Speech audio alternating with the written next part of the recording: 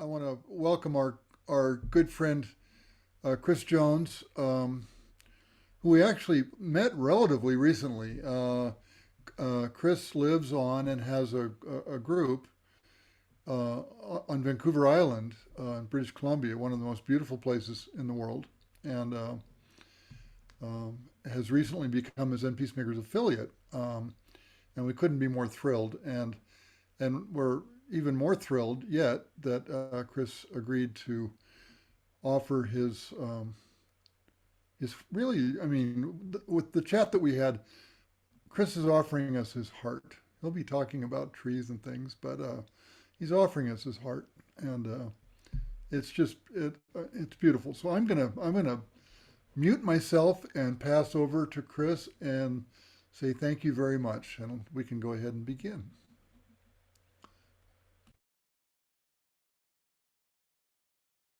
Thank you, Jeff. And thank you all.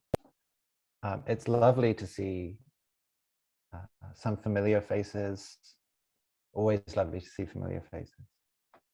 Lovely to see new faces. Always lovely to see new faces too. It's a different kind of pleasure, right? Different kind of joy.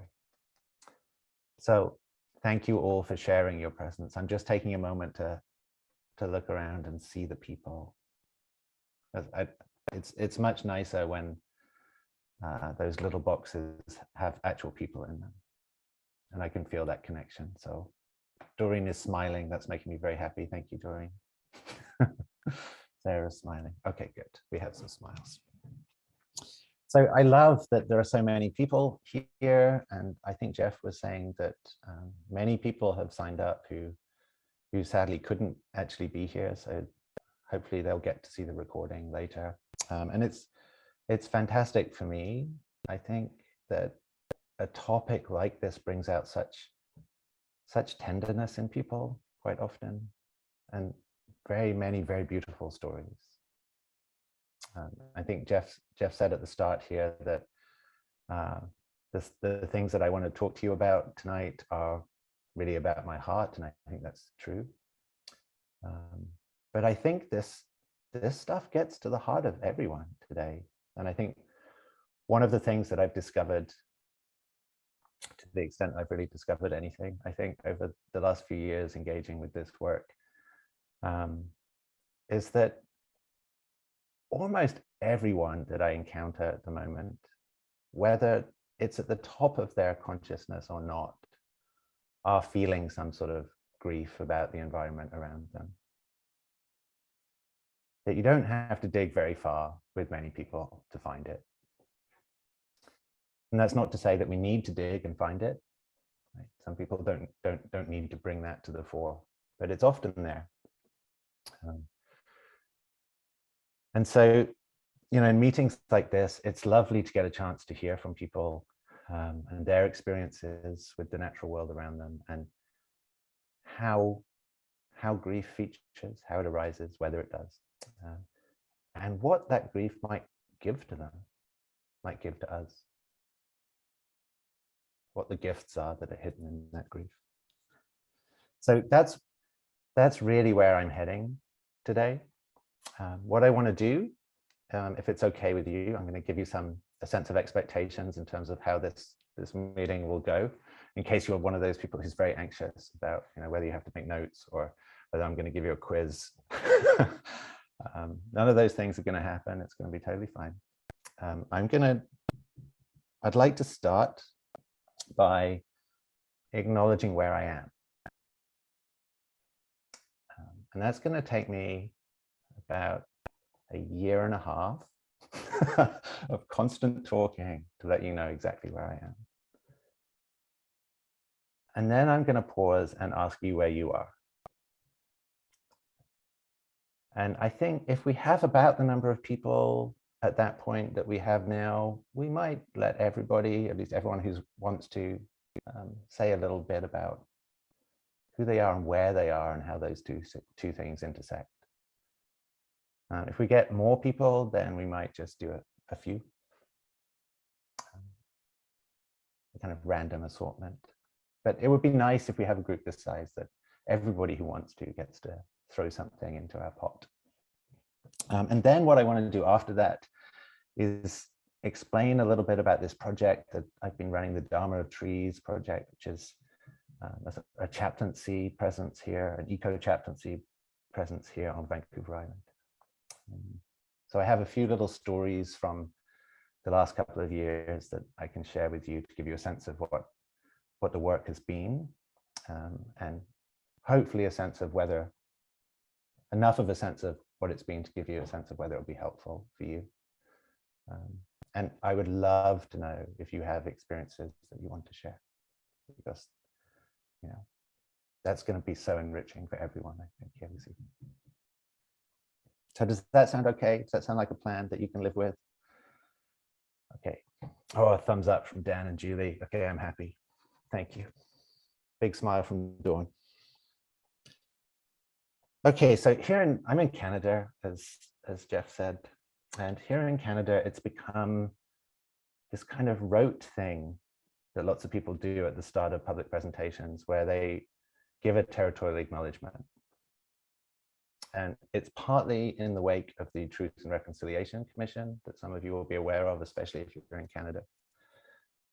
That process of trying to renegotiate and navigate a deeply problematic and actually violent colonial history here. And I'm always a bit worried about this, not because I don't want to do it, but because the way it's become rote.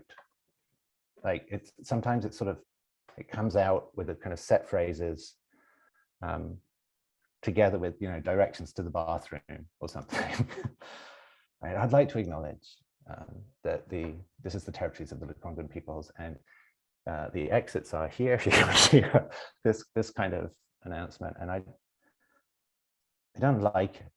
So what I want to do is I want to say, yes, I'm here, and I want to tell you where I am, and I want to explain why, particularly in the context of this work about Buddhism and eco-grief, why where you are is really important. It really matters. So yes, here I am. These are the unceded territories. Let's call them stolen territories of the Lekwungen people. And the Lekwungen peoples are diverse, the language group really. So specifically, when I say the Lekwungen peoples here, I mean the Vasanek people, the Songhees, and the Esquimalt.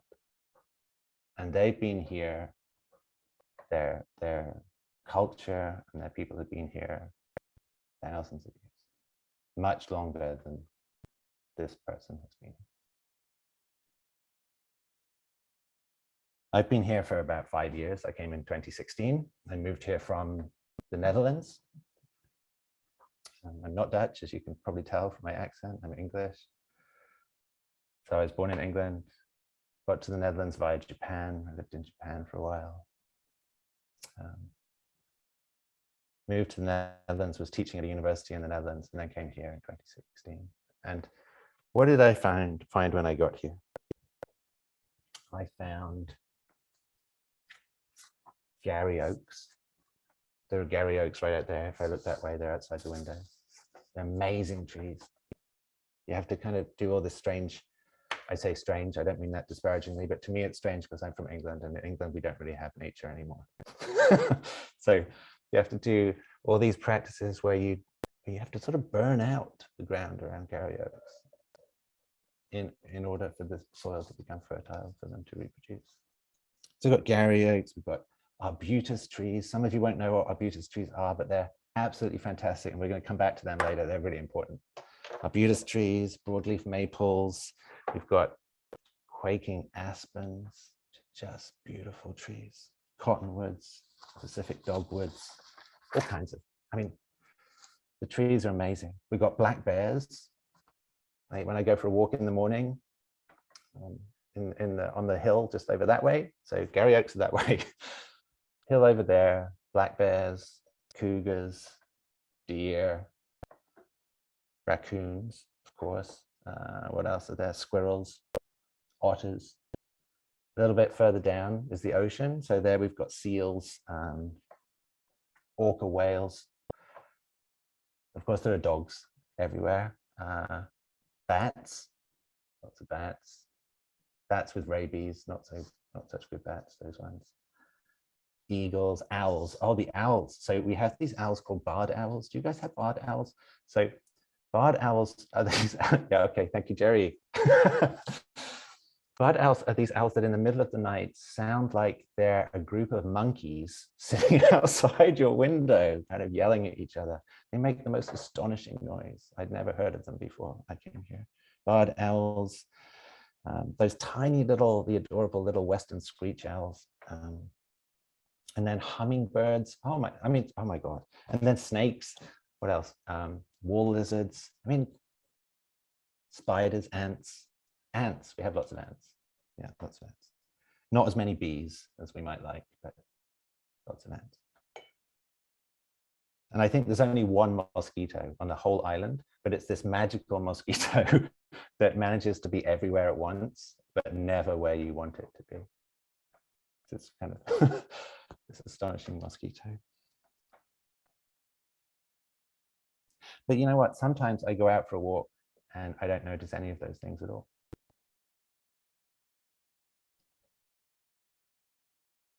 I go out and I walk through the forest and I know what's in that forest, right? Or I know some of the things that are in the forest. Some of the things I've just been describing to you.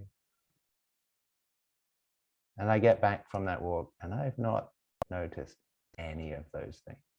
I haven't even walked through those things. They've not even been there. Those are not my good days, but those are real days. When I come back and I realize I could have actually taken that walk anywhere. It could have been anywhere, and that walk would have been pretty much the same. So it's almost as though I'd sort of erased it. I'd kind of deleted all of those wonderful things. I couldn't even keep up with it in the list, right? All the kind of wealth, the richness, the diversity of that. Couldn't even keep up with it. And yet I'd kind of just thrown it out. And why had I thrown it out? I'd thrown it out because somebody said something I didn't like before I left to go on the walk. And that's it. I kind of took a walk with that instead. Whatever it was. I'm sure none of you ever do that. You're all always present on your walks and you always all encounter everything perfectly as you walk. It's just me. But it occurs to me sometimes that those walks, which as I say, they're not my best walks. They're not my best days. Those walks are a little bit like a kind of epic climate disaster has just happened. And all that stuff is gone. And all I am left with is this sort of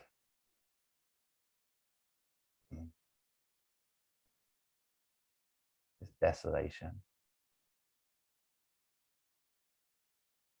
And desolation, and just that sense that it's been sort of stripped bare. The world has been sort of stripped bare of things. I'm just there with myself, just there with my own mind.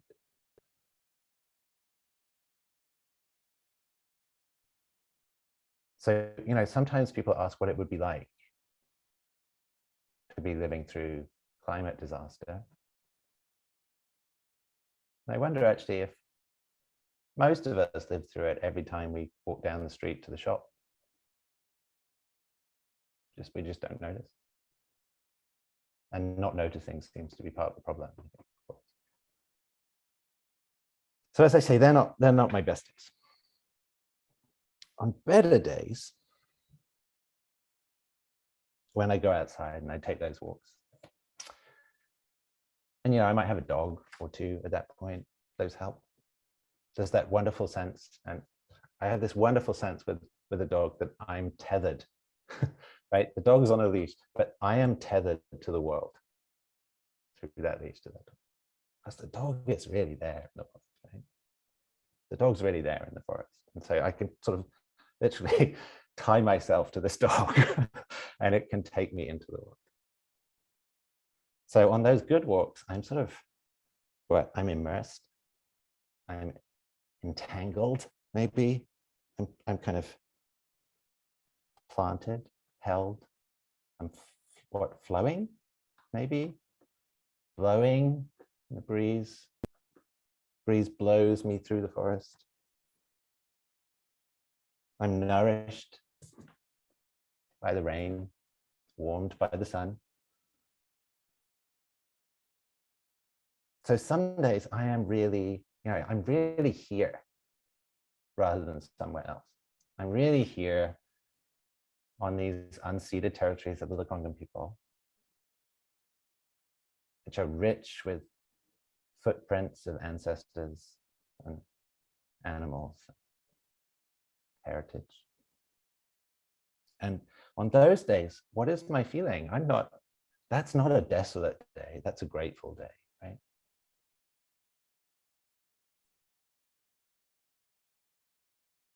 And so some days, actually, it's clear to me that when I'm here on this island, when I'm here in that little forest right over there,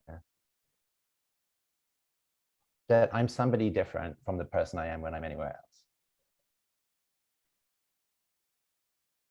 I lived in London. This is not Chris in London right now. Thank God. Sorry. This is not Chris in London. This is Chris on the unceded territories of the Lekwungen people. So the land that I experience and the I that experiences this land kind of co-arise. We're there together. And right now, at this moment when I'm talking to you, they're sort of inseparable things. The me and the here. That's kind of the me here. I want to hyphenate that. That they're sort of indistinguishable, inseparable in some way. So this always makes me think, when I think about this, that I've been kind of lied to by travel agents. Lied to by travel agents my whole life, who tell me that I can go on holiday and I can like transplant myself from one place to another and carry on being me and just sort of enjoy these different things. And it's like, no, you can't go on holiday like that. What you can do is you can go somewhere else and gradually become somebody else. And that would be a kind of holiday from yourself, I guess. I've also been lied to by therapists. Because therapists are going to tell me that wherever I go, I take myself with me. I don't think that's true either. Wherever I go, I'm somebody else. Because that landscape, that environment is not background, right? It's not scenery. It's not scenery for this little sealed off Chris. It's not just the place that Chris is. Chris is there and it's doing things to me, right? I'm a permeable being. It's like the, what do we say, the kind of, the streams of the skandhas, right? Run differently, flow differently in different places. Give form to something else. So that's who I am right now. So what I want to do now is ask you who you are. I don't expect you to talk for, I don't know how long I've been talking for, about a week. I'd like you just to think about this question of who are you now? And in particular, maybe you can just say, it just has to be really short, like a minute. Who are you? And say something about one thing around you that matters to who you are right now. Just one thing around you that matters to who you are right now. And if it helps, you could do it as a practice. It's a really simple practice. It takes about 20 seconds. And all you have to do, you just have to close your eyes. And I know many of you will practice with your eyes open, but indulge me, close your eyes. And just bring your awareness into your body, into your sort of spatial body, right? The space your body is using up. And then when you've got that there, just let your awareness expand a little around your body. Where is that body? And maybe it's in a room, that's great, a building, a street, a neighborhood, town, country, a world, all those kind of scales. And just watch as this happens and see where your mind sticks. What does it snag on? What are the things that catch you?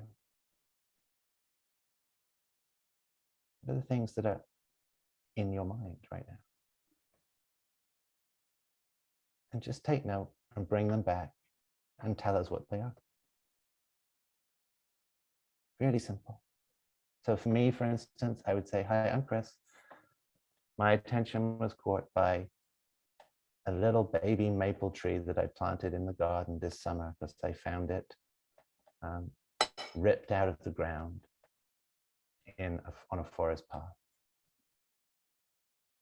That matters to who I am right now. And then I'm going to pass it along to somebody. I'm going to pass it along to Sarah Heffron. Thank you, Chris. My name is Sarah, and I am surrounded by my family of beloved fruit trees and sweet community of native plants. And in the distance, I'm watching the glow on Tukanikavats, the Southern Paiute name, or which translates into peak where the sun last lingers. Thank you, Sarah. Can you pass it to somebody else, maybe? Yes, I'll pass it to Mika Mioshin.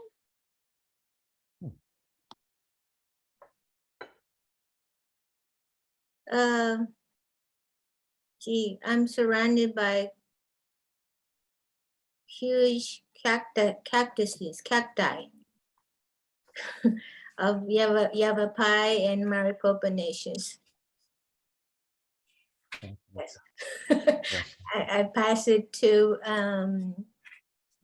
Lumi.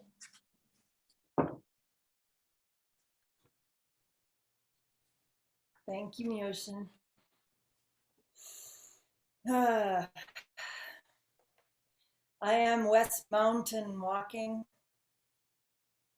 I'm reveling in the snow that covers my body, in the pine trees, in the Kuan Yin aspen forest, Bonnie Bobcat, who sat on me just a week and a half ago, cleaning herself. I'm home to the elk people, the deer people, the wingeds that come and go. Eagle visited and crossed my sky.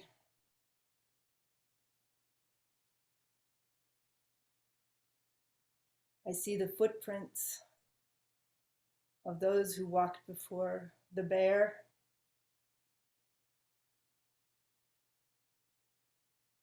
the deer, the elk, the moose.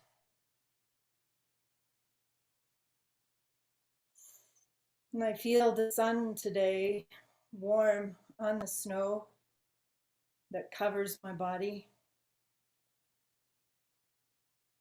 And I feel the shrinking of this cold whiteness from the sun.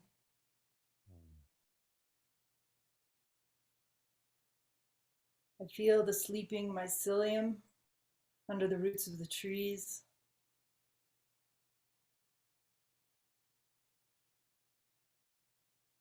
And I know that the day-blind stars are waiting to shine upon me. That's where I am right now, West Mountain walking. I'll hand it over to Senchen.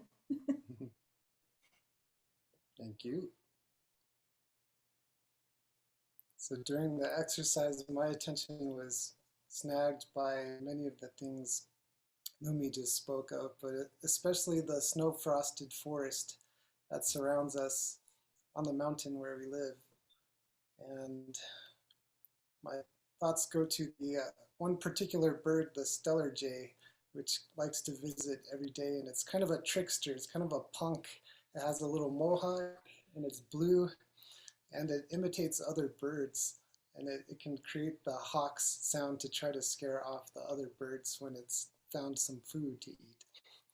So that's I'm bringing in, or what is in my being right now. Thank you. Thank you, Senshin. Thank you. I'll pass it along to Naomi Delight. Hi, I'm in Santa Cruz, California, and I am lucky to have a coastal redwood tree in my backyard that is in my view at my table. And also, there's an elementary school behind my house with 2 rows of trees, mostly the coastal redwoods and some others that that I have the chance to visit all the time. Thank you, Naomi. Maybe we can pass it to 2 more people in a row, and then we'll move on. So pass it to 1 more person, Naomi, and then that person will move it to 1 more.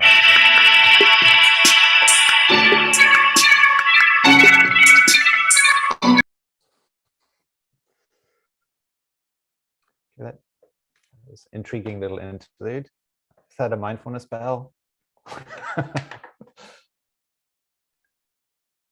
So maybe I will pass it on to somebody then. So let's pass it to Doreen because of her smile.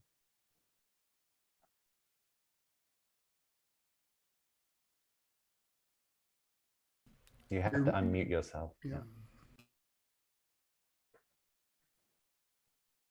Can you hear me now? Mhm. Okay. I'm Doreen. I'm in North Carolina. And during that exercise, a lot of things came up. But the place that really grabbed me was about 2 weeks ago, I was going out. We still have our Christmas lights up. And I was going out to turn them off on the porch. And there was a fox in our yard. And so I just stayed at the door. And I had seen her once before, but it had been quite, well, I don't know if it was the same fox, but I had seen a fox once before. And then she was there about a week or so ago and just was eating the birdseed, I think. We had had a snow.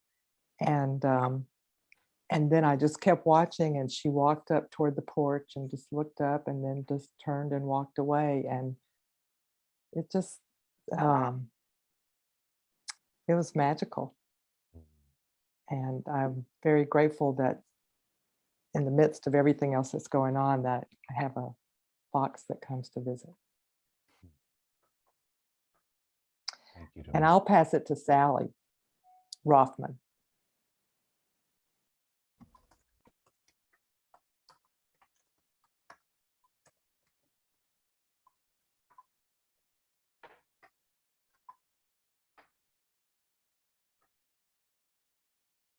Well, Sally, you're we're still not muted hearing too. you. Yeah. Oh, everything I said was so beautiful. I'm here because of Doreen, and we are old friends. And I'm in the nation's capital.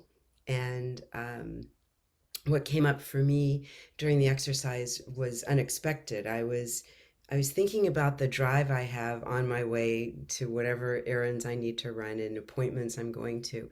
And it's through this extraordinary neighborhood of old, really old cherry trees. So of course in the spring when the blossoms are blooming, it's breathtaking. And people come and have picnics and they walk around all around. But now with no leaves and no blossoms, you see that ancient magic in the tree itself, and so beautiful. So that's what I'm here. That's who I am and where I am. Thank you, Sally. Is there anyone here who, I realize we haven't done everybody. Not everyone has had chance. Is there somebody here who hasn't spoken, who really wanted to? Jan wants to. Please, go ahead. I loved when you asked this because I am now where I've been here 2.5 years, and it's been my spirit home because of the environment. I came down here once and I realized this is my home. So I'm home. And I'm on a coral rock surrounded in every direction by the clearest, most amazing turquoise waters that change color every moment. And I feel the sea everywhere. I smell it in the air. I see it in the clouds. I can walk straight. I can walk behind me. I can walk to my right. I can walk to my left. And doesn't take much time at all. And there I am at the water.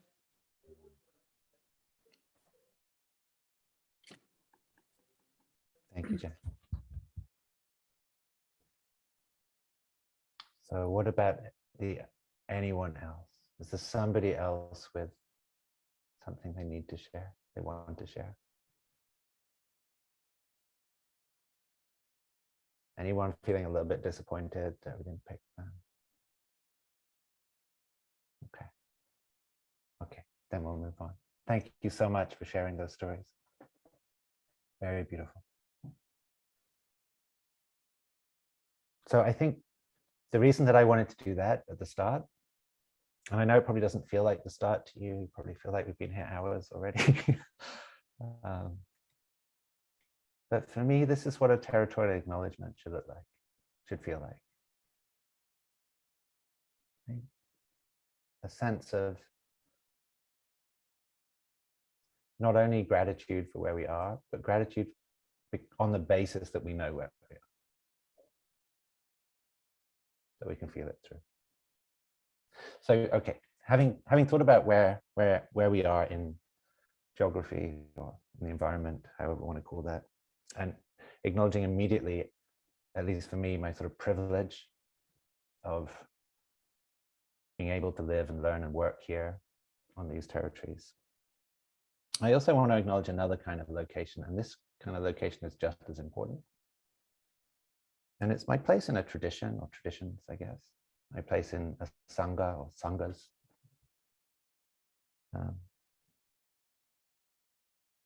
And I think in the context, in particular, of sort of racial politics these days, or always, but much more in our attention these days, that those sorts of acknowledgements are really important. That we think about where some of these teachings, some of these Buddhist teachings have come from, the journeys that have been taken around the world to bring these teachings to this part of the world. Most of us here are in North America, I think, maybe all of us. And, you know, a lot of my training or my education in Buddhism has been in types of Japanese Buddhism. So I always think about my time on Mount Koya in Japan, time in Kyoto and time in Tokyo. And more recently, I think about my program at Upaya. Some of you will know Roshi John Halifax down there, from whom I've learned a great deal over the last couple of years. I've been in this socially engaged Buddhism program down there. And then over in California, the Sati Institute with Gil Fronsdale and some others, where they run chaplaincy programs. And somebody I consider to be my sort of Dharma brother would be Alchio Brath. And probably you don't know who Alchio Brath is. Alchio Brath is, oh, Dan's smiling. Dan knows Alchio. Alchio Brath is a mixed race, indigenous Buddhist priest, Zen Buddhist priest, Soto Zen Buddhist priest at the Eninji Temple in Sao Paulo in Brazil. And he and I work together a lot on questions of how and whether to incorporate trees into the Sangha. Like, what would it mean to have a kind of global Sangha that incorporated not just the people, but the other than people, the other than humans? What does it mean for that tree outside your window to be part of your Buddhist community? And you'll see in a little while, I'm not going to do this now, but before I stop talking, and I promise I will stop talking. um, Before I stop talking, I'm going to think a little bit specifically about that question of indigeneity and the relationship between Buddhism, sort of eco-Buddhism, the land, and then those amazing relationships, those amazingly rich relationships that many indigenous cultures have with the territories that they have developed upon and with. So Aotearoa has been really important to me with those things. So we'll come back to him. And then while I'm thinking about people, there are also people from whom I've learned so much in the process of the service that I've been trying to provide here on this island. So maybe you know, or maybe that's why you're here, because it was on the poster, that I run here on the unceded territories of the Algonquin people, a service called the Dharma of Trees. The Dharma of Trees began a couple of years ago as a Buddhist chaplaincy service specifically for people who were struggling with environmental grief about things other than humans, basically. And so I thought there would be lots of stories I could tell about the people I've encountered, and I'm happy to talk about them later, although I won't identify them, of course. But I thought maybe the best way to do this would be to talk about the first one. Because beginnings are important. Right? And the first one, I'm going to call this person Monica. Monica was a late middle-aged woman of Indian descent, first-generation immigrant here on the island. And she came to me, she got sort of sent to me, found out about me somehow. I didn't have any publicity or anything, didn't have a website at that time. She just found me and sent me an email that just said, Chris, I'm struggling. And I'm struggling because a tree in my back garden has died. It was an arbutus tree. I told you arbutus trees would come back. And her exact wording was, she had surprisingly intense feelings of grief. And this in itself disturbed her. Right?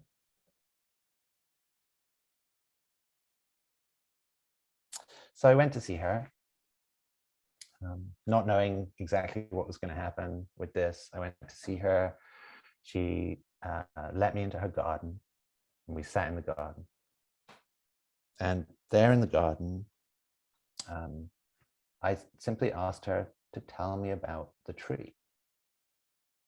Like, what was this tree like? And this was the first time that somebody that she had spoken to had asked her about the tree. So she had tried to tell people before that she was struggling with this sense of grief about the death of this tree. And people had asked her about her and about her grief. Right? They said, why? It's just a tree. What's going on with you? So I said, I didn't know that at the time, but my first instinct was just, tell me about the tree. And she looked at me a little bit like I was, whether I was making fun of her. Right? But maybe this was me not taking her seriously. But in the end, she told me about the tree. And what did we learn about the tree? We learned that the tree, she called this tree Mr. Arbutus. It was the arbutus tree in her garden. It was Mr. Arbutus.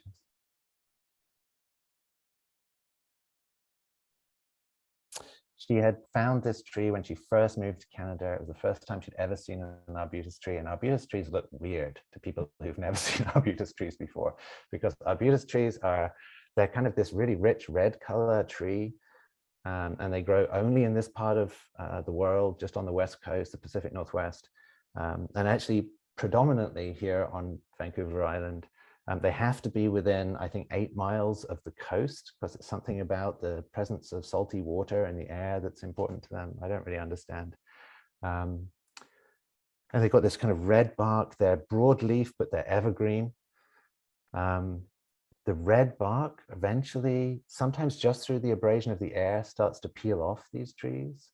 So they've often got these little kind of rolls, like when you put hair, I mean, I don't put hair rollers in, but some of you might. When you put hair rollers in, and then you've got those kind of loose rolls of bits, right? So they often look a bit like that, with these kind of rolls of red bark coming off them.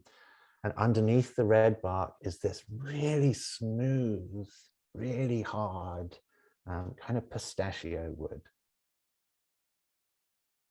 They're remarkable trees. So it's the first one of these she'd ever seen, and it was there at the bottom of her garden when she moved here. And she said, so there was the kind of the physicality of the tree enchanted her. And then she started to talk about how the kids and she used to sit underneath the tree in the summers, because it had these broad leaves, right? These broad leaves. Let's go with leaves. So she would sit and picnic underneath this tree. And so she had all these memories, like good times. And this one time that really stuck in her mind, she thought she had lost that her son had run away. He was about 6, I think, at that time. She thought he had run away, and they spent all day searching for him. And then that night, after it got dark, they came back to the garden, and they're looking in the garden, they're sort of looking around, and they could see him lying in like a crook of a branch of this tree. And he was lying up there stargazing, because the tree lifted him above the lights of the house. So she had all these fantastic memories, right? And then I went back 2 more times. The next time I went back, she told me about how she had been thinking about the tree and what the tree might mean. And she remembered that time that when she first moved to Canada, and she couldn't really speak English, right? She couldn't really understand what people were saying, and nobody really wanted to hang out with her, and she was nervous about hanging out with other people. That when her husband left for work, she would go out every morning barefoot, walking through the grass. She could remember that feeling, with her coffee, and sit and say, "Hello, Mr. Arbutus," and have her coffee with Mr. Arbutus. Isn't that lovely? But that story gradually shifts. So as the marriage develops, that story shifts. And after a little while, she starts going out to see Mr. Arbutus with her coffee before her husband leaves work, because that's her safe piece of company.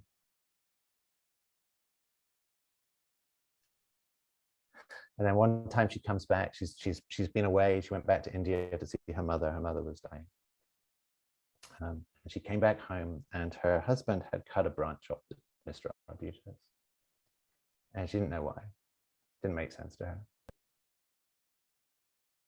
He wasn't somebody who often did gardening, didn't make sense. And she was upset, and he was angry with her being upset, and he told her that it's just a tree. This phrase, "it's just a tree," stuck in her mind. And the "it's just a tree" was why she was so disturbed about her intense grief about the loss of this tree. No? That feeling that it's inappropriate somehow, right? You're crazy to feel like that about a tree. And in the end, all this comes out, just sitting with somebody, letting them talk about this tree, their relationship with this tree.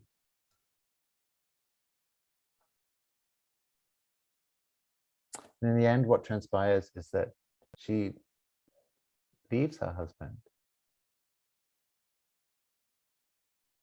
She leaves her husband, she becomes a herbalist shortly afterwards. She becomes a herbalist. She lives out near the forest. She's taken a little cutting of the remaining living limb of Mr. Arbutus, takes it out into the forest and plants it up on the coast. And she goes back to see it, goes back to see Mr. Arbutus in the forest, right? Goes every day. And it's a remarkable story of a woman and a tree. And a woman who was so upset about being upset about the death of this tree. She just couldn't make sense of it and felt somehow that it was inappropriate. And yet what we see in that story, I think, that I felt so sort of privileged to be able to just sit with and witness, was the way that that grief contained or had sort of been layered over the top of something like love, gratitude for the tree, all the things that tree had given her, given to her life, given to her family, all the ways it had supported her. And she just wanted an outlet to express gratitude and love. So part of the reason I tell you this is that was one of the formative moments, right? That was one of the ways that this began for me. And another reason to tell you it is that I often wonder what I brought with me into that encounter. Because, you know, we're here because we're thinking about Buddhism, thinking about Zen in particular. What was Buddhist about this encounter? And I think there's a kind of procedural Buddhism involved of the kind of tenets are there, the peacemaker's tenets are there. I show up not knowing, right? I'm not judging this woman for her grief. She's grieving. I accept this. And I go and see what's going on. And then bearing witness to it at the site where it happened. We were there at the stump of the tree. And the action is just actually doing that. Just sometimes being present is an action. But looking back, I think one of the crucial things for me there is the not knowing. That first tenet is so hard, it's so challenging for me, at least.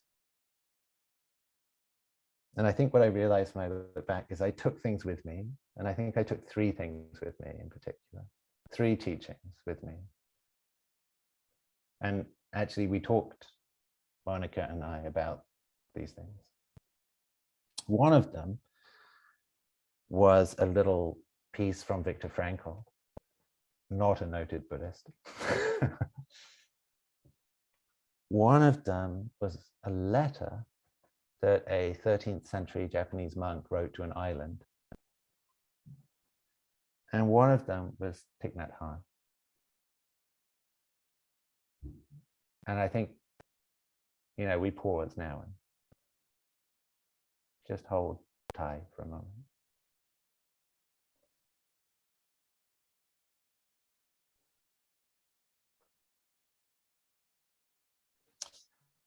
So, Viktor Frankl. Some of you will have read Man's Search for Meaning, maybe. It's a very famous book from the middle of the 20th century by somebody who becomes a psychiatrist and a philosopher, Viktor Frankl, who was at Auschwitz. And Man's Search for Meaning is his account of what he learns about human nature and surviving trauma and atrocity.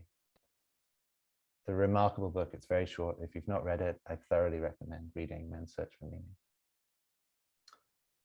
In that book, he relates a story of this moment where he comes across a woman. Or maybe I'll just read it to you. It's easier. It's just a paragraph. I have it right here.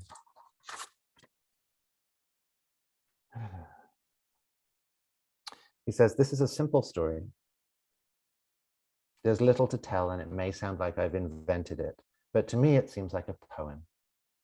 It really does." Sorry, I'm editorializing as I read. Okay, this young woman knew that she would die in the next few days. But when I talked to her, she was cheerful in spite of this knowledge. I'm grateful that fate has hit me this hard, she said. In my former life, I was spoiled. I didn't take spiritual accomplishment seriously. Pointing through the window out of the hut, she said, this tree here is the only friend I have in my loneliness. Through that window, she could see just one branch of a chestnut tree, and on that branch were 2 blossoms. I often talk to this tree, she said to me. I was startled and didn't quite know how to take her words. Was she delirious? Was she mad? Did she have hallucinations? Anxiously, I asked her if the tree replied. Yes. So what did it say to her? She answered, it says to me, I am here. I am here. I am life, eternal life.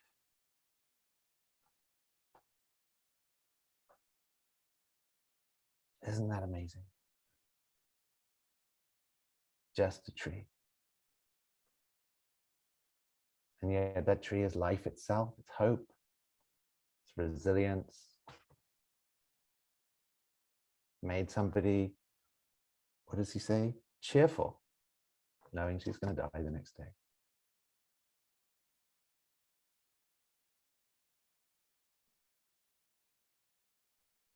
So that's Frankel. I'm pretty sure I took him with me. The other piece, Myoe, this monk from the 13th century in Japan.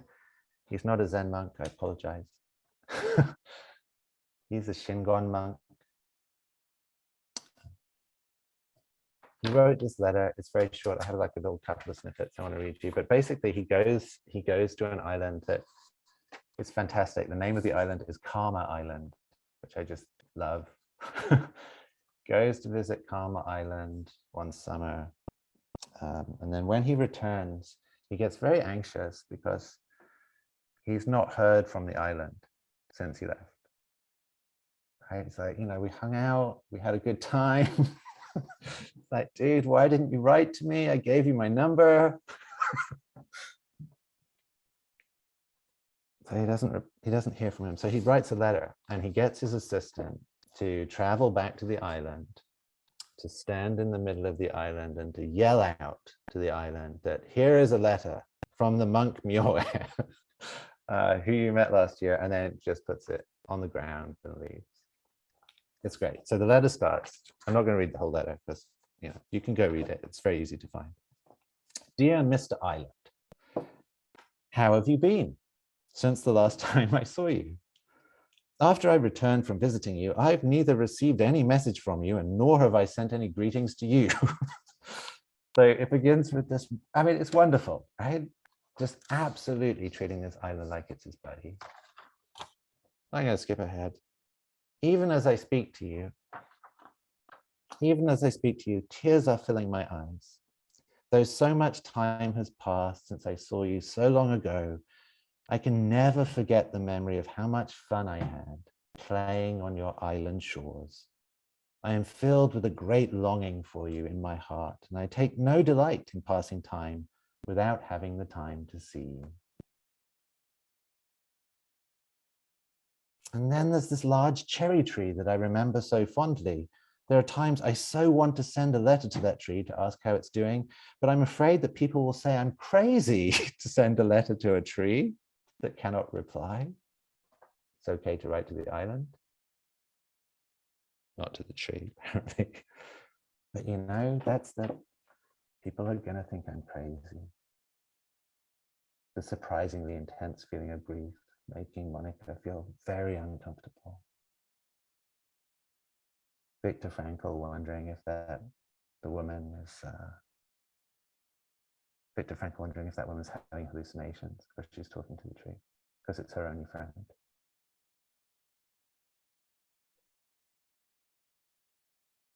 So Myoe carries on. It's lovely. He's going to address that directly.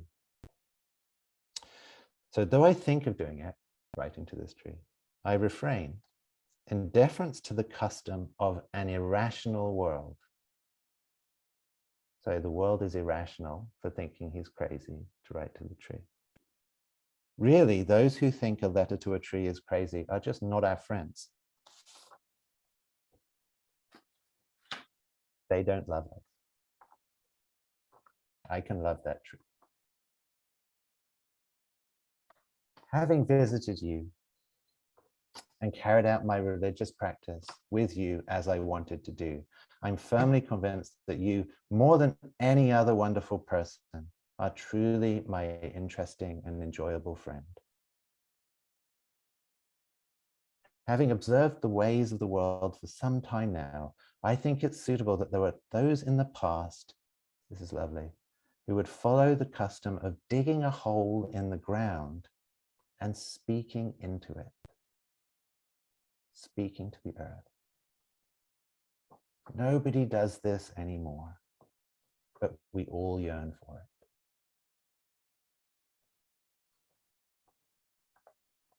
It's amazing. Myoe is amazing. So Myoe, A Letter to an Island. It's like 3 pages long. You can find it online.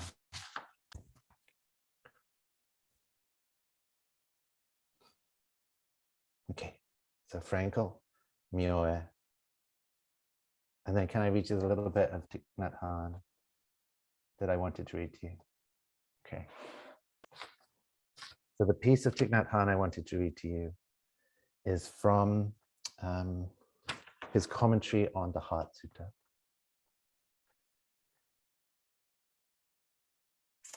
He says here, one autumn day, I was in a park, absorbed in the contemplation of a very small but beautiful leaf in the shape of a heart. Its color was almost red, and it was barely hanging on the branch, nearly ready to fall down. I spent a long time with it, and I asked the leaf a lot of questions. I found out that the leaf had been mother to that tree.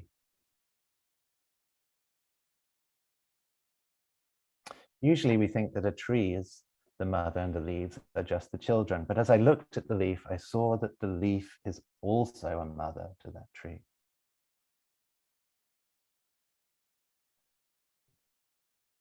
Since the leaf is linked to the tree by a stem, the communication between them is really easy to see. And I'm skipping ahead a little bit. We, like the leaf, have a great many stems linking us to the world, to the earth, to our Mother Earth, of whom we are also mother. There is a stem linking us with a cloud. If there is no cloud, there's no water for us to drink. We are made of at least 70% water. The stem between the cloud and us really is there. This is also the case with the river, with the forest, with the logger who works the forest, the farmer. There are hundreds of thousands of stems linking us to everything in the cosmos, and therefore we can be. Do you see the link between you and me? If you are not there, I am not here, that is certain. If you do not see it yet, look more deeply, and I am sure you will see, for this is not philosophy. You really just have to see. So I asked the leaf whether it was scared, because it was autumn and the other leaves were falling around it. And the leaf told me, no. During the whole spring and summer, I was very alive. I worked hard. I helped nourish the tree, and so much of me is there in that tree. Please do not say that I'm just this form now, because this leaf form is just a tiny part of me. I'm the whole tree. I know that I'm already inside the tree, and when I go back to the soil, I'll continue to nourish the tree. That is why I do not worry. And as I leave this branch and I float to the ground, I will wave to the tree and tell her, I will see you again very soon.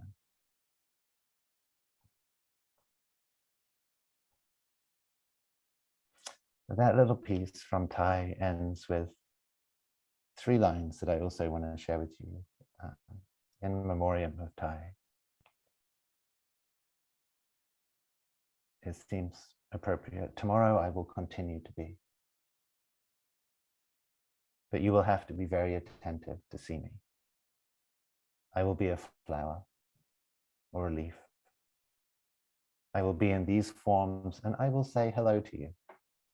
If you are attentive enough, you will recognize me and you may greet me. And I will be very happy.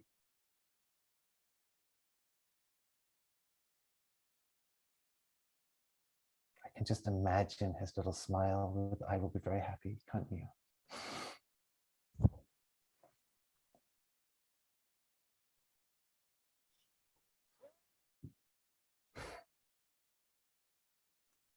So, my point in bringing these little stories to you is partly because they're beautiful in themselves. Right?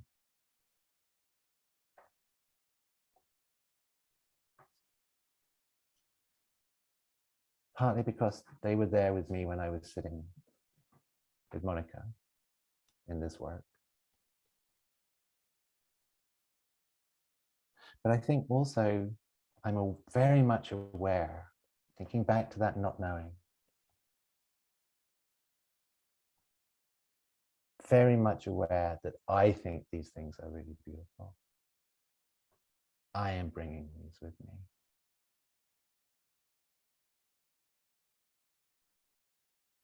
And that would be absolutely fine if this work was for me. Right? I was excavating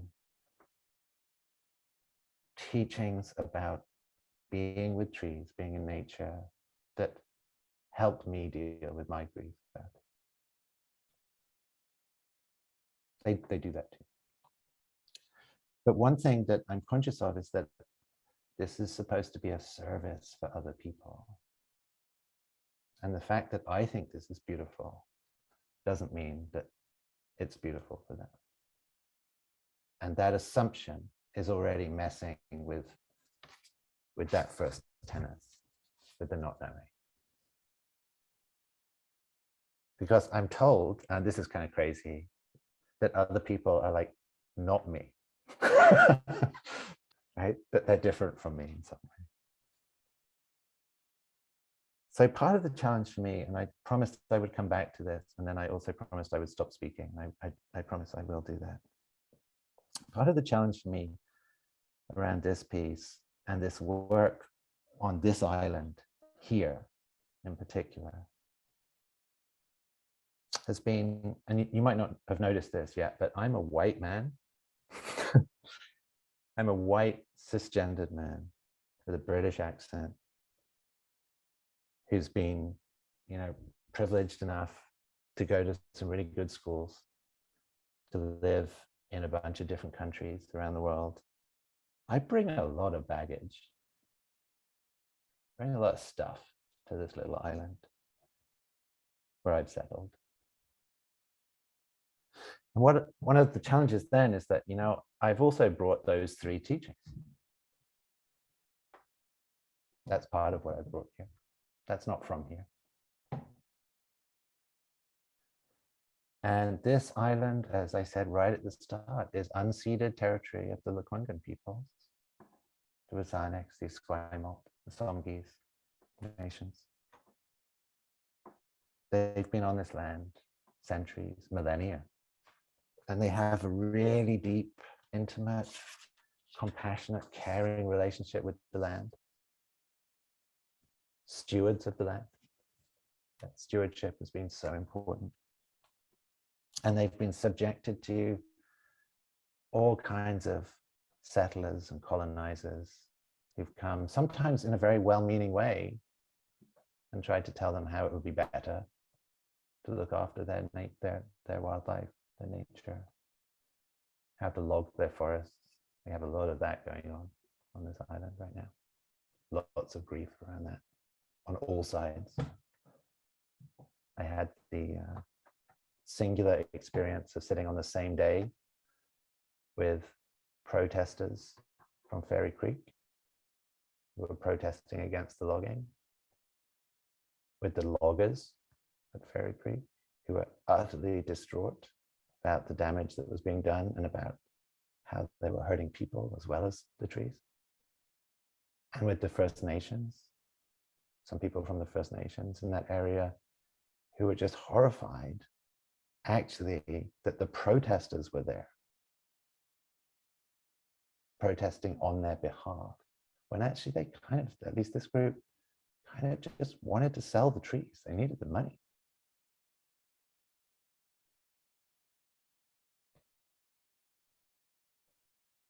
So I often think on this one that, you know, this isn't Mioe's island. This isn't the island that Mioe wrote to. And I sometimes fantasize, you know, what if Mioe had managed to visit here, what would his letter to this island have been like?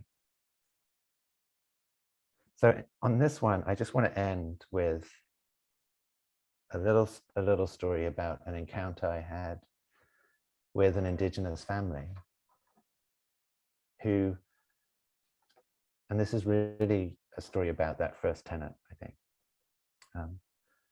So an Indigenous family who saw my website and sent me a message and said, can you come visit us? They were actually up quite near Fairy Creek, not actually at Fairy Creek, but quite near Fairy Creek. Can you come up and visit us? We've just lost one of the ancient trees on our land. I'm like, sure.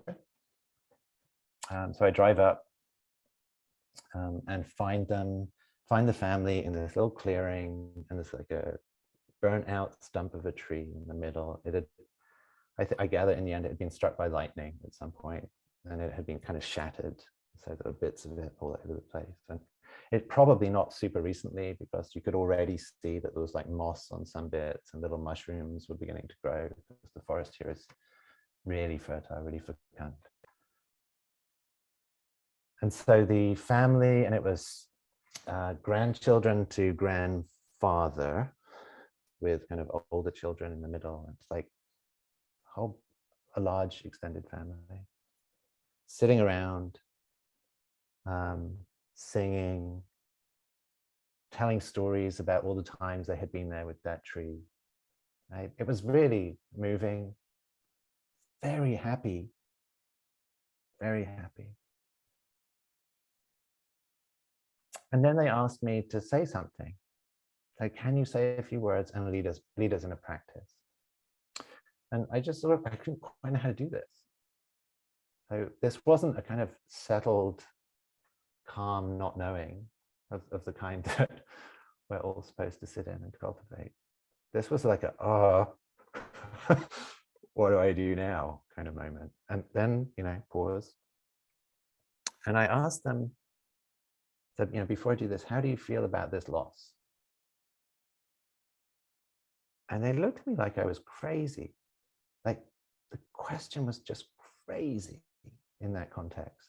I'd asked them entirely the wrong question. And they said, I'm paraphrasing, but I'm going to claim I'm quoting, something like, we didn't invite you here to help us with loss, but to join our celebration.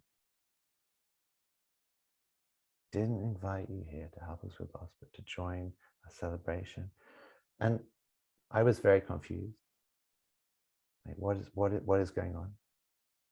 And then in the end, the little grandchild, little granddaughter, who was 5, 6, took my hand and led me over to some of the kind of debris where the tree had sort of shattered and spread out, and it was, you could see it was decaying already. And she led me over, knelt down on the ground and pointed, and there was this tiny little shoot of a new tree. And she pointed at it and said, now the giant is gone. This one can reach for the sky. Little 5 or 6 year old girl, now the giant is gone, this one can reach for the sky. And then the grandfather, oh, my tongue's getting all tied up. The grandfather kind of moved by his granddaughter. You could just see that the sort of pride, and then the worry that, you know, this visitor, this settler on the island, wasn't really going to get what his granddaughter was saying, explained to me that for their group, their band, those trees are like storehouses of knowledge. They like hold the knowledge of the land throughout the time that they've been there. And that if the tree doesn't shatter and fall, if it doesn't just fall and soak back into the ground and feed the new ones, then all that knowledge is lost. So this is actually a moment of celebrating transmission, right? Now the giant is gone, this one can reach for the sky. So how wrong had I even been, or how wrong had I been even with the assumption that there was grief here, right? These people weren't Monica. That's not what was going on. Not knowing, it's such a challenge. So in the end, what could I offer? The only thing I offered in the end, and many of you will know this little haiku by Masahide. It's very, very oft quoted haiku. And I'm going to give you the translation that is the one that everybody knows, and then I'm going to give you my translation because it's much better. So the translation everyone knows, because it's on posters and teacups, is "The barn's burned down. Now I can see the moon." It's beautiful. But what it misses is, if you look at the Japanese version of it, the word that is being used there for barn is the word zo. The word zo doesn't mean barn. The word zo means storehouse, warehouse. It's the same word in Japanese that is used to write Tibet.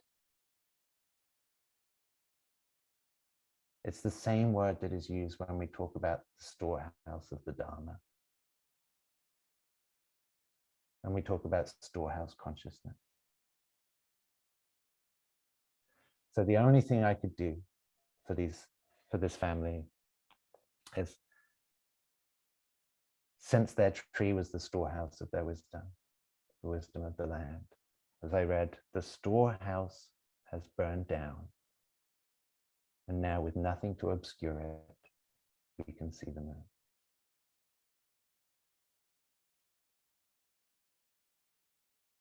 And we just sat. Some zazen at the tree.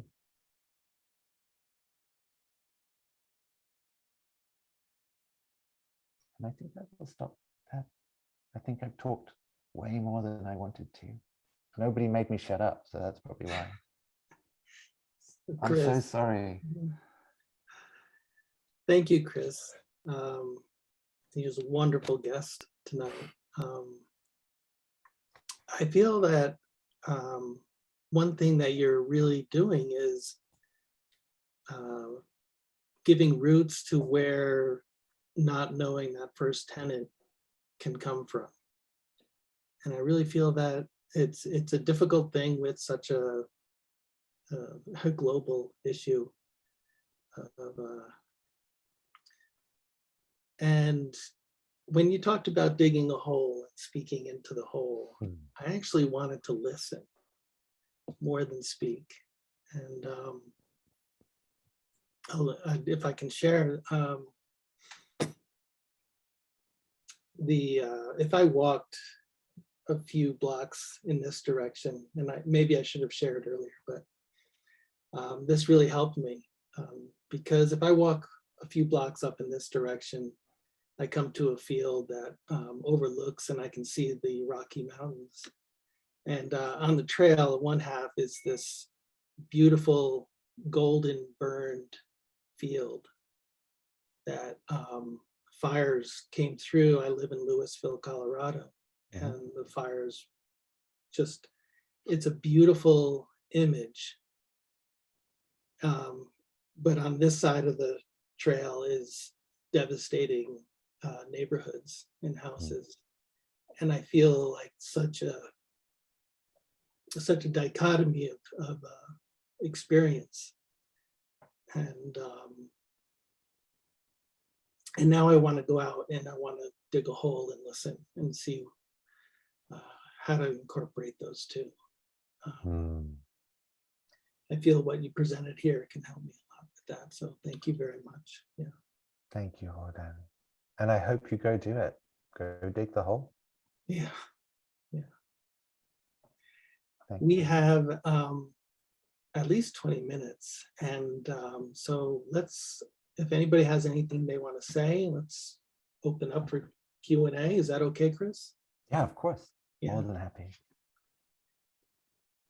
If you just raise your hand, I'll be able to see you. And if anybody has anything to say. Yeah, Joe, go ahead. Thank you, Jim. Let's see, I have a little bit of environmental, I would say, grief or distress to relay. And I think I'm not sure if this is, I've seen this mostly on the East Coast of the United States, but I'm not sure if it's very prevalent in British Vancouver.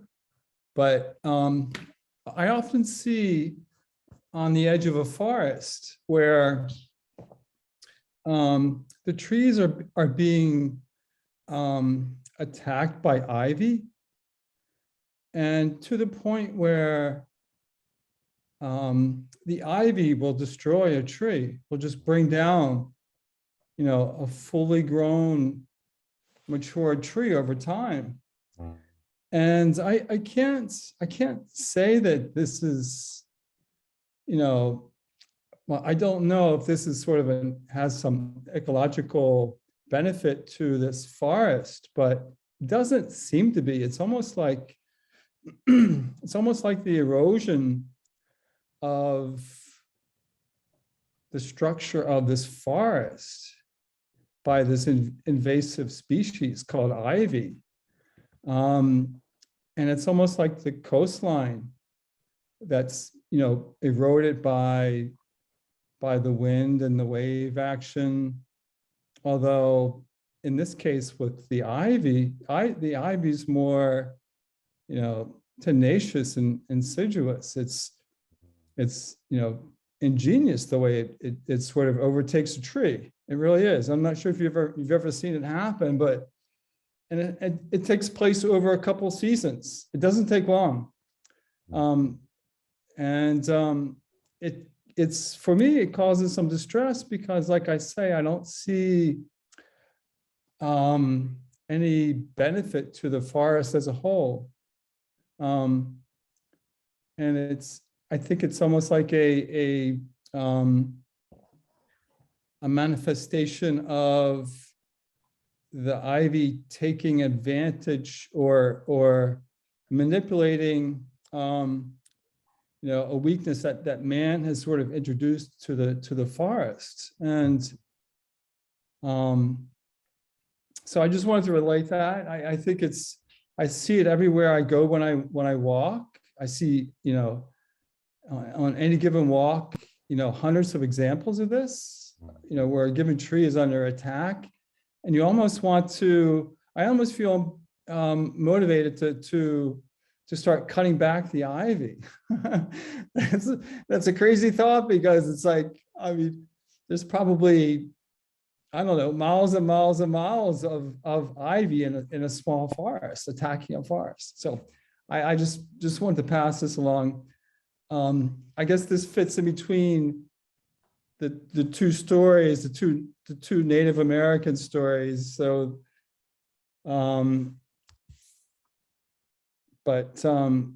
so yeah, there's that. Thank you, Joe. If it's okay, I have something I'd like to say, I think. Is that okay? Can I respond? Do you mind? Yeah. Oh, of course, absolutely. Thank you. So I feel a kind of dilemma, and I don't know if this is the dilemma that you're communicating. And I'm going to make a parallel with a story that I've experienced recently about invasive species. And that is, here on this island, one of the problems are cherry trees. Cherry trees are not native to this island, and they're all over the city of Victoria. If any of you have ever been to Victoria, it's beautiful in the spring with all the cherry blossoms. And they were brought here partly with East Asian immigration. Right? So they've largely come, they're largely Asian cherry trees. And there's this big fuss every year about whether those trees should be cut down because they're not indigenous species. And the city is always at deadlock about it, doesn't know what to do about it. Should they be cut down? And in the end, the compromise here has been, no, we're not going to cut them down, but when they die, we're not going to replace them with cherry trees. We're going to replace them with indigenous planting. Fine, right? And then last year, I don't remember exactly when this was, I'm going to say October, but I'm just making that date up. I think like numbers, what is it? 48% of statistics are made up on the spot. Dates made up on the spot too. So I'm going to say October last year. There was a movement, it was a Soto Zen movement to prevent a cherry tree or a group of cherry trees being cut down somewhere in Massachusetts. I don't know if you guys saw that, if you're aware of that at the time. And what was going to happen is the local Zen Buddhist community were going to ordain the trees in order to preserve them there. And one of the questions was, for me at that time, was, you know, but these aren't indigenous, these are invasive species there. Right? Why are we trying to preserve those trees? For whom are we preserving them? And, you know, Soto Zen has a strong, and quite rightly, a very strong Japanese connection and a strong Japanese aesthetic that involves cherry blossom. And it was indeed a kind of collaboration of the Zen establishment and the Buddhist establishment generally in North America suddenly became involved, and all the professors that I knew in Buddhist studies were signing a petition, and the local East Asian population in that area were collaborating to try and preserve these trees. Nobody had asked the indigenous population, or apparently considered the question of indigeneity. And I was very upset. And I could feel kind of anger about this. And so I spoke with Roshi Halifax, who some of you will know.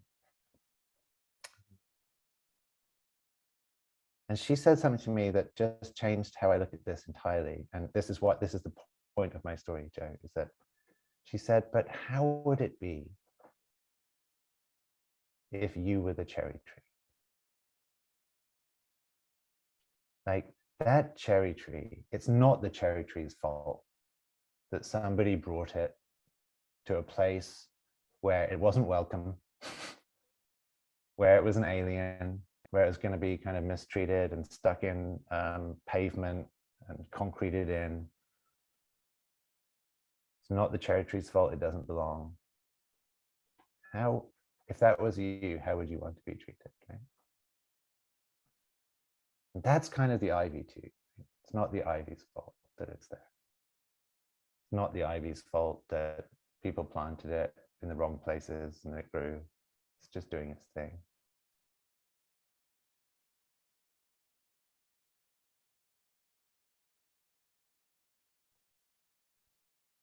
It did a lot to soften my anger and my frustration with the way that,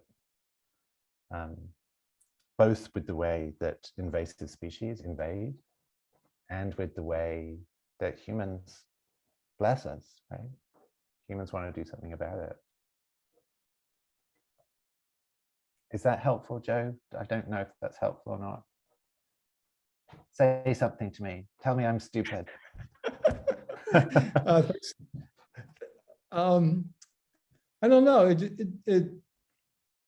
It seems at the heart of a forest, of this forest that I see under attack, under siege. Yeah, it's not the ivy's fault per se, but there is definitely an imbalance in nature taking place before my very eyes. Is something very, very unnatural happening that it's not for me to say that it shouldn't happen, but it is happening.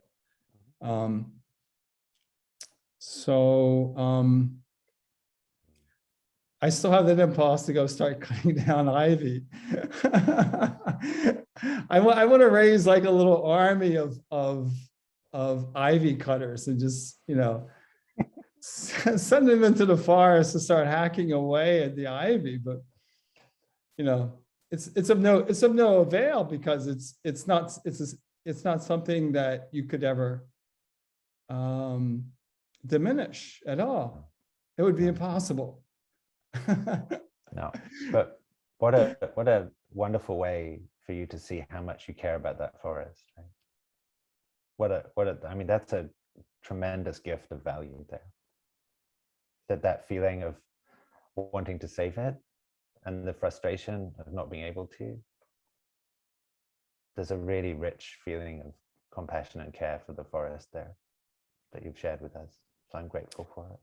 Yeah, thank you. Yeah, thank you. Chris, I want to be respectful of your time. Lumi and Senshin has had their hand up, and Mark Atkinson as well. Do you have a moment? Yeah, that's fine with me. If others really need to leave, I know that we should be respectful of your time too. And yeah. I promise I won't hate you forever if you log out now. Lumi, Senshin, go ahead.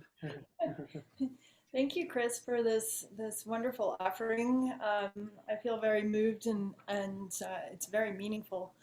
I wanted to know if you could leave your website in the chat so that we could actually dialogue further around this. I'm sure it's somewhere on the DPI website, but it might be easier for me just to get to it. Done. Wonderful. Thank you. And then we'll look forward to further dialoguing. Thank you, Lumi. Go ahead, Mark. Yeah. So it wasn't meant to be a response to Joe's issue, but it kind of is. I live in a hardwood forest on the East Coast in Virginia. And it's a beautiful forest of, I don't know, maybe 5 or 6 different species of oak and beech and tulip trees and various other eastern species. And it's a mature forest. It's not a really old forest. It's certainly not ancient, but the Department of Forestry describes it as a mature forest. And I've got a number of trees that are very large and very beautiful. And I've been kind of in a little bit of a mourning situation myself in the last few weeks, because we had a terrible snowstorm come in the beginning of January that caused incredible damage to the forest. So I've been trying to exercise the Buddhist practice of non-attachment and thinking this is a natural process. But I'm also aware that the land that I live on in the mid-18th century was a plantation that grew tobacco. And tobacco, you may know, is a terrible crop. It does terrible destruction to the soil and makes it very difficult for things to grow. And yet, all this time later, I'm living in a forest. So no matter how mindless people are, the earth survives. Nature triumphs eventually. Thank you. I always find that inspiring. That, as to say that what I'm receiving as a gift from you is this: that when we feel that grief and that frustration, or the grief for the loss of nature and the frustration with people for having caused it, one of the things that hides in there when we look is this astonishing admiration for the way that nature perseveres, the forest perseveres, life finds a way. And if those experiences of grief and frustration can bring us those gifts, then there's value in it too, right? We can be grateful. We can be grateful. Yeah. So thank you, Mark. Thank you for sharing that. Well, thank you, Mark. Thank you, Chris. In the chat, I've put 2 events that are coming up, and they're eco-sattva councils. So it's a council session that's based around eco-dharma. And so that's held by Kathleen Houtsubak, and she's one of our council leaders. So that should be interesting if anybody's interested. Once again, thank you, Chris. This was wonderful. And I hope we can have you back and continue such a great conversation here. Pleasure. It's been lovely to spend time with you all. Thank you so much for sharing and your presence this evening. It's been lovely.